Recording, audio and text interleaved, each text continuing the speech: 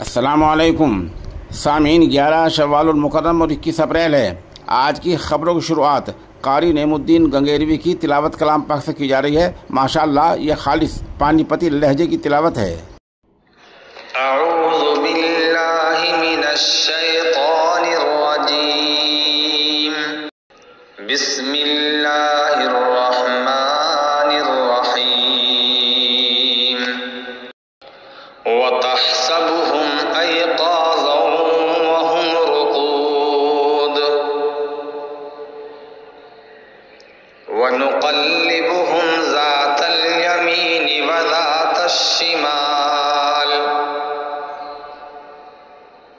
وَكَلْبُهُمْ بَاسِطٌ ذِرَاعَيْهِ بِالْوَصِيدِ لَوِ اطَّلَعْتَ عَلَيْهِمْ لَوَلَّيْتَ مِنْهُمْ فِرَارًا وَلَمُلِئْتَ مِنْهُمْ رُعْبًا وَكَذَلِكَ بَعَثْنَاهُمْ لِيَتَسَاءَلُوا بَيْنَهُمْ قَالَ قَائِلٌ مِّنْهُمْ كَمْ لَبِثْتُمْ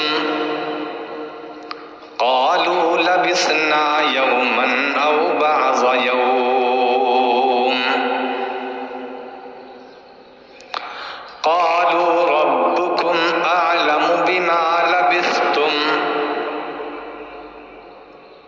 فَابْعَثُوا أَحَدَكُمْ بِوَرِقِكُمْ هَٰذِهِ إِلَى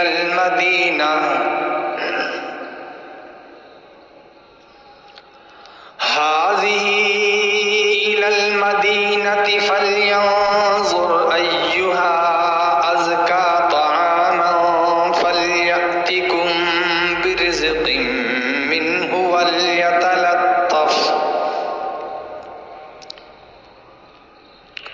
وَلَا يُشْعِرَنَّ بِكُمْ أَحَدًا۔